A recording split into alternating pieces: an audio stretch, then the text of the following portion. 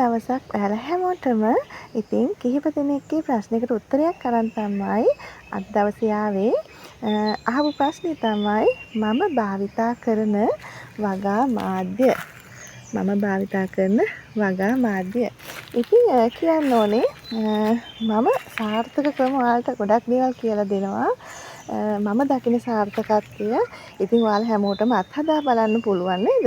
අත්හදා බැලීම තමයි වැදගත් වෙන්නේ. එහෙමයි කියලා මම එකකට සීමා වෙන්නේ නැහැ. ඇත්තම කියනවා නම් මං බොරළු වැලි කියන එක චුට්ටක් අඩුවෙන් තමයි යන්නේ. විශේෂයෙන්ම මේ ලොකු පැලවලට ඇත්තෙම නැහැ. ලොකු පැලවලට පාවිච්චි කරන්නෙත් නැහැ.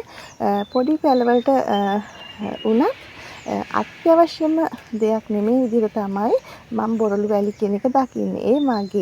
ඒ මම හිතන විදිහ සහ මම දකින දේ ඒ දේ කෙනාගෙන් කෙනාට වෙනස් වෙන්න පුළුවන් නේද? ඉතින් කියන්න ඕනේ මම එක එක ක්‍රම අත්හදා බලනවා.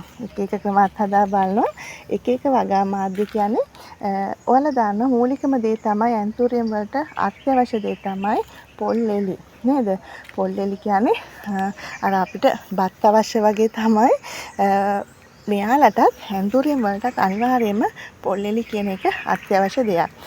ඒ පොල් එලි වලට අපිට අවශ්‍ය දේ නේද? ඒ කියන්නේ වගා මාධ්‍ය ලිහිල් වෙන්න. එතකොට මෙයාලට හොඳින් ඒ කියන්නේ ලිහිල් වෙනවා කියන්නේ හොඳින් වාතාශ්‍රය ලැබෙනවා. මෙයාලා කැමති නෑ මේ හිරවීමක් වෙන්න. නේද? මෙයාලගේ මුල් හරිම මාංශල ගතියයි වල දන්නවනේ. මෙයාලට හිල් කරගෙන යෑමේ ශක්තියක් නැහැ. අර කියන්නේ මම කියන්නේ වැළඳ ගැනීමේ ශක්තිය තමයි මෙයාලට තියෙන්නේ. ඉතින් එතකොට මෙයාලා කැමති ගොඩක්ම සැහැල්ලුවෙන් කියන්නේ හරිම සැහැල්ලුවෙන් මෙයාලා හැදෙන්න තමයි කැමති. ඒ නිසාම තමයි මම ඔයාලට කිව්වේ කෙදි හඳුන්වලා දුන්නේ.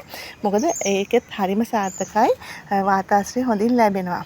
ඉතින් මම කියන කෙනා දැන් හිතමුකෝ ගොඩක් අය මම දැකලා කියනවා මේ දේ අවශ්‍යමයි.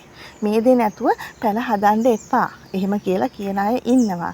නමුත් මගේ මතේ නම් මම කරන දේ නම් මට තියෙන්නේ මොනවද? පොල් එල්ල විතරද? පොල් එල්ලෙන් හරි මම පැලේ හදනවා.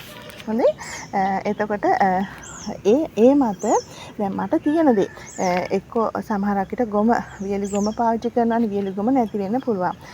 ගිනි සීරියා නැති වෙන්න පුළුවන් නේද? ඒව තමයි මම දාන්නේ. එතකොට කෙසෙල් කඳක් කොටස් වේලලා ඒව නැති වෙන්න පුළුවන්. ඉතින් ඒ මොනවා නැතත් ළමයි පොල් එල්ල තියෙනවා නම් පොල් එල්ල ඉතින් අනිවාර්යයෙන්ම අවශ්‍යනේ. ඉතින් පොල් එල්ල තියෙනවා නම් මම පැල හදනවා. ඉතින් එක සාර්ථක ක්‍රම තියෙනවා මගේ. මම ඒවට කියලා දෙනවා. නමුත් Tamanට මම මේ කියන්න හැදුවේ ඔයාලට Tamanට තියෙන්නේ මොනවද? ඒ කියන්නේ පොල් එළිය අත්‍යවශ්‍යයි. ඒක පැත්තක දාන්නකෝ. අනිත් දේවල් කරදහයද, වියලි ගොමද, ගිනි සීරියද, බිත්තර කටුද, ඔස්මොකෝට් ඉතින් අපි දාන ඇතරම පැලේ වර්ධනයට නේද? එහෙම නැතත් කාබනිකව යනවා නම් ගිනි සීරියා, ගොම, ඔය තියෙන එළු පොහොර, කෙසෙල් කඳන් ඒවා වේලලා ඔය වගේ දේවල් ගන්න පුළුවන්. ඒ කිසිම දෙයක් නැතත් ළමයි Tamanට තියෙන වෙලාවේ දැන් හිතමුකෝ අද මට මේ පැලේ හදන්න ඕනේ. මේ පැල ටික කට් කරන්න ඕනේ.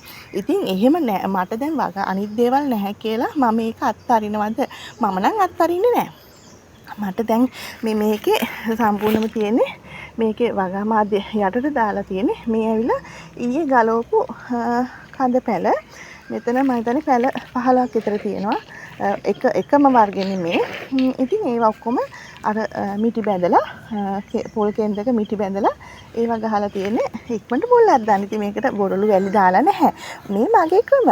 ඉතින් මට තියෙන දේවල් වලින් තමයි මම ප්‍රයෝජන ගන්නෙ. හොඳේ. නැති දේ ගැන මම හිතන්නේ කොයි වෙලේවත්. තේරෙනවද? ඔයාලටත් කියන්නේ එකක් මතම මේ දේමයි කියලා දෙයක් නැහැ. තේනද? පොල් එලි ඒක අනිවාර්යයි කියලා ඔයාලා දන්නවනේ. එතනින් එහාට වගා මාධ්‍ය සැහැල්ලු කරගන්න ඔයාලා දැනගන්න ඕනේ. එක්ක කරදහයියා එක්ක බොරළු ටිකක් බොරළු යොදනවා නම් මම ඔයාලට පුංචි දෙයක් කියන්න. බොරළු හරි වැලි හරි යොදනවා නම් මේ මම දැකපු දේ මගේ ඕනම පෙන්නන කලින් මමත් බොරළු වැලි පාවිච්චි කරා. තනිකර යටට මේ වැලි බොරළු ටික යටටම ගිහිල්ලා එතනින් එහාට මුල් ගිහිල්ලත් නැහැ. එතනින් එහාට වතුර රැදිලා මුල් කුණු වීමක් තමයි වෙලා තියෙන්නේ. ඉතින් එතකොට ඔයාලට බොරළු වැලි ඕනෙම නම් ළමයි ලේයර් ක්‍රමයට දාන්න. ලේයර් ක්‍රමයට කියන්නේ පොල් එලි ටිකක් දාලා ඊට වඩා චුට්ටක් විතර අර ඉහින්නේ අන්න එහෙම චුට්ටක් ඉහලා ආයෙ පොල් එලි ටිකක් දාලා එහෙම හදන්න අවශ්‍යම නැහැ. අර මික්ස් කරන එක මම නම් දකින්නේ හොඳ දෙයක් කියලා. දන්නේ ඉතින් ගොඩක් අය මික්ස් කරලා තමයි හදන්නේ. නමුත් ඉතින් මම නම් ඒ ක්‍රමේ අනුමත කරන්නේ මම. ඒක ඔයාගේ තීරණේ වෙනස් වෙන්න පුළුවන්. හරිද? ඉතින් ඒක නිසා ළමයි ඔයාට තියෙන සම්පත් වලින් හොඳේ ඇත්තම කියනවා නම් දැන් ප්‍රශ්න ගොඩකනේ ඉන්නේ නේද? ආර්ථික අර්බුද ASCII ඒ ASCII පොහොර නැහැ. හොඳේ පොහොරත් ගණන් වැඩි. තිබ්බත් ගණන් වැඩි. ඉතින් ඒ හැම ප්‍රශ්නයක්ම එක්කනේ අපි මේ ගමන යන්නේ. එතකොට නැති දේ ගැන හිතන්න එපා. තියෙන දේ ඔයාලගේ පැල වගාව කරගෙන යන්න. හරිද? පැලේ හිටවද්දිම පොහොර අවශ්‍ය නැහැ. හොඳේ ඔයාලට තියෙන දේන් කරගෙන යන්න ඔස්මෝකෝඩ් දානවා නම් පැලේ ඉඳලා දවසක් දෙකක් ගියත් කමන්නේ සතියක් ගියත් කමන්නේ ඊට පස්සේ දාන්න. දැන් කාබනික පොහොර නැහැ කියමුකෝ. ඒ ටික හදා ගන්නකම් පැලේ හදන්න නැතුව ඉන්න එපා. පැල කට් කරන්න නැතුව ඉන්න එපා. ඒක කරන්න. මොකද මෙයාලා මැරෙන්නේ නැහැ. මැරෙන්නේ නැහැ ළමයි. පොල් මේ වන් පොල් එලිවල හරි නේ නේද? පොල් එලිවල හරි මේ එයාලා හරියනවා. ඉතින් මේ බලන්න මේවයි තියෙන්නේ මොනවද? මේ කාබනික පොහොර කෙසෙල් කඳක්. ඉතින් ඒවා නිරෝගී නැද්ද? මං අහන්නේ ඒවා නිරෝගී නැද්ද?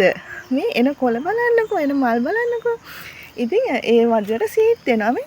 ඉතින් මේ Tamanට තියෙන දේන් ගේමක් ගහන්න. මම නම් කියන්නේ එච්චරයි. මොකද මේ තියෙන ප්‍රශ්නත් එක්ක හැමදේම හදාගෙන යන්න බෑ අපිට නේද? ඒ කියන්නේ හැමදේම අංග සම්පූර්ණව කරගෙන යන්න බෑ. ඒක නිසා Tamanට තියෙන දේ වගාව කරගෙන යන්න කියලා තමයි මම මේ කියන්නේ. මොකද කිහිප දෙනෙක්ම අලුතින් සම්බන්ධ වෙන කිහිප දෙනෙක්ම අහනවා මොනවද අපි පාවිච්චි කරන්න ඕනේ. මම එයාලට කියන්නේ එකම දේ පොල් එලි අනිවාර්යයි. එතනින් එහාට ඔයාලට ලේසි දේවල් කරදාය හරි බොරළු හරි බොරළු දානවා නම් පුළුවන් නම් ලේයර් ක්‍රමයට දාන්න. ඉතින් ඒ වගේ දේවල් එතකොට ඔය අවටි තමන්ගේ අවටි දැන් මාගේ ගත්තොත් ගිනි සීරිය ඕනේ තරම් තියෙනවා. ගිනි සීරිය කියන්නේ වැටමාර ඕනේ තරම් තියෙනවා. ඉතින් මම ඒ වයින් තමයි මගේ වගාව පාත්තගෙන යන්නේ. මම නැති දේවල් මත යැපෙන්නේ නැහැ. කියන්නේ නැති දේ ගැනම හිත හිටියානම් මම අද ළමයි මේ තත්ත්වේ ඉන්නේ නැහැ. හොඳේ මට නෙට් හවුස් එකක් නැහැ කියලා මම සාරි යටින් හරි මම මගේ වගාව කරගෙන ගියා. තේරෙනවද?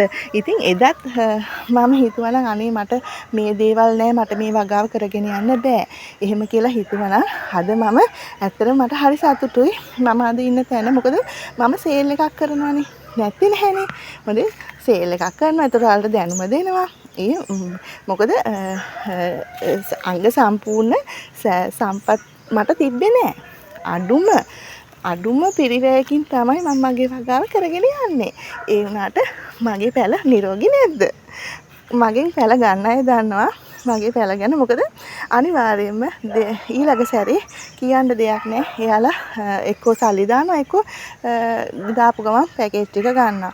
ඉතින් අන්න ඒක නිසා ළමයි Tamanට තියෙන සම්පත් වලින් Tamanගේ අවටින් හොයාගන්න පුළුවන් දේ අනිවාර්යයෙන්ම ප්‍රයෝජනයක් ගන්න.